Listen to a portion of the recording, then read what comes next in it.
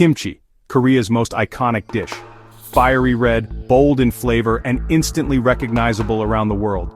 But here's something surprising. Kimchi wasn't always red. For centuries it was pale, mild, and free of spice.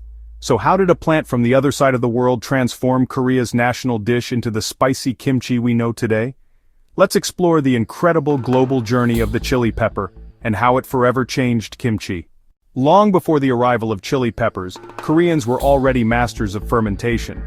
In the kitchens of the Joseon dynasty, families prepared vegetables like Napa cabbage, radish, and garlic, preserving them in clay jars with salt.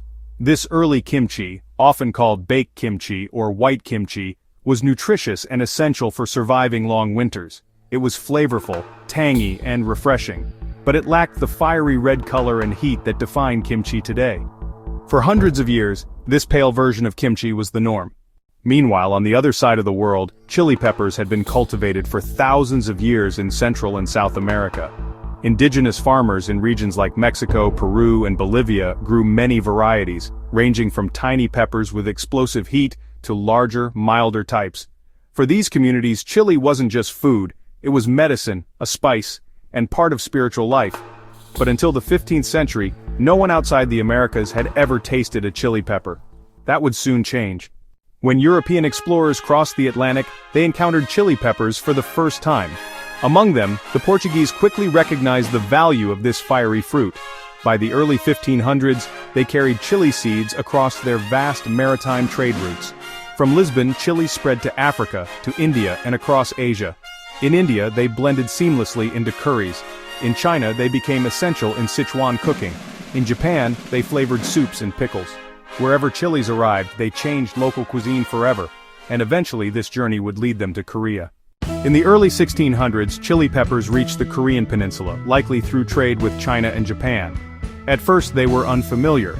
Some Koreans may have even treated them as ornamental plants rather than food. But curiosity soon turned into innovation. People realized that chilies not only added bold flavor but also helped preserve food for longer periods. In a society where food storage through harsh winters was vital, chili peppers quickly proved their worth. Once chilies were ground into flakes, or gochugaru, kimchi was reborn. What had once been pale and mild became bright red, spicy, and deeply complex. This was more than a recipe adjustment. It was a cultural shift. Kimchi became not just food but a symbol of Korean identity and resilience. Families across the peninsula prepared spicy kimchi together, storing it in clay jars that lined courtyards and villages. Over time, red kimchi became inseparable from Korean tradition. Today, kimchi remains at the heart of every Korean meal. It comes in hundreds of varieties, from fiery Napa cabbage kimchi to refreshing water kimchi, but nearly all are touched by the chili pepper. Beyond Korea, kimchi has become a global food, appearing in supermarkets, on fusion menus, and at dinner tables from Seoul to San Francisco. And every bite carries the story of a chili that traveled across continents to find its place in Korean culture. So the next time you enjoy a spoonful of kimchi, remember this: it's more than a side dish. It's the result of a global journey that began in the fields of the Americas, crossed oceans with Portuguese traders, and forever transformed Korean cuisine. A simple pepper reshaped an entire culture's food. If you enjoyed this story of origins, make sure to subscribe to Origin Bite for more incredible journeys of food, culture, and history. Hit the like button, share this video with a friend, and let us know in the comments. Do you prefer your kimchi mild or spicy? Thanks for watching and see you in the next story.